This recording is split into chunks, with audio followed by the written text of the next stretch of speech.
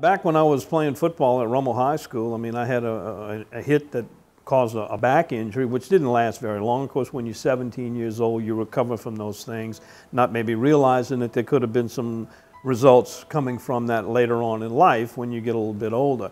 It could have been that, there was some suspicion of possibly early stages of arthritis causing it, so maybe it was the combination. Plus, I spent a lot of time in cold, damp areas when I'm out hunting, and that could have had some impact on it too. It started developing pretty slowly, and it progressively got worse, and the pain was not really so much in the back. It emanated from the lower back, but it was the sciatic nerves on both legs and gave me like a cramping type feeling, just a lot of swelling in the legs, numbness sometimes, and just constant pain. And it progressively got worse. I've dealt with it for about 2 years.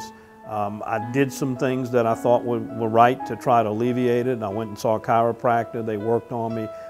They had some limited success there, and there was some temporary relief. I had some injections, and that gave immediate relief, but again, that wasn't very long lasting.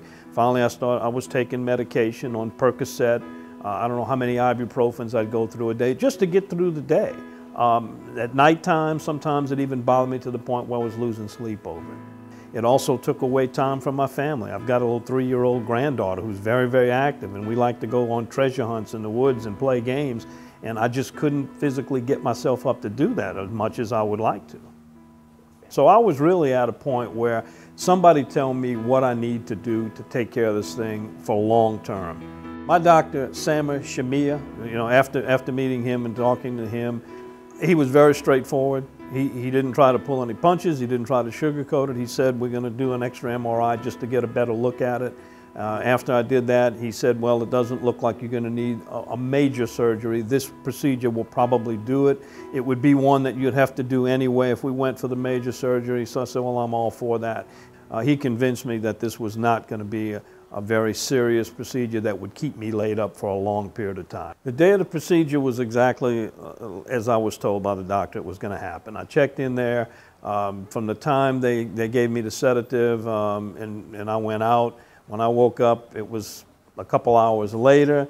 The nurse came in. He said, how do you feel? Do you think you can walk? And I said, I don't know. Let's try. I got up and I walked around a little bit. I felt a little bit of discomfort from the surgery itself. He said, well, do you feel like going home? I said, well, yeah, I really do. I feel like I could go home. My daughter came and picked me up. We got a back brace, which I wore for about 1 day and didn't really feel like I needed it. I mean, they basically stuck a Band-Aid on it and sent me home that same afternoon. And 2 or 3 days later, I was out in the woods, I was climbing trees, I was riding a tractor, I was back in the boat and just feeling great. The doctor was very surprised. He called me, he went to see me in the hospital, and I was already gone. Coming up tonight, a change in the weather means you got to change your technique. Find out about it on the Fish and Game Report. I can stay out longer. I can do it without drugs. I can do it more efficiently. I can walk faster. I could probably get out and run if I really had to.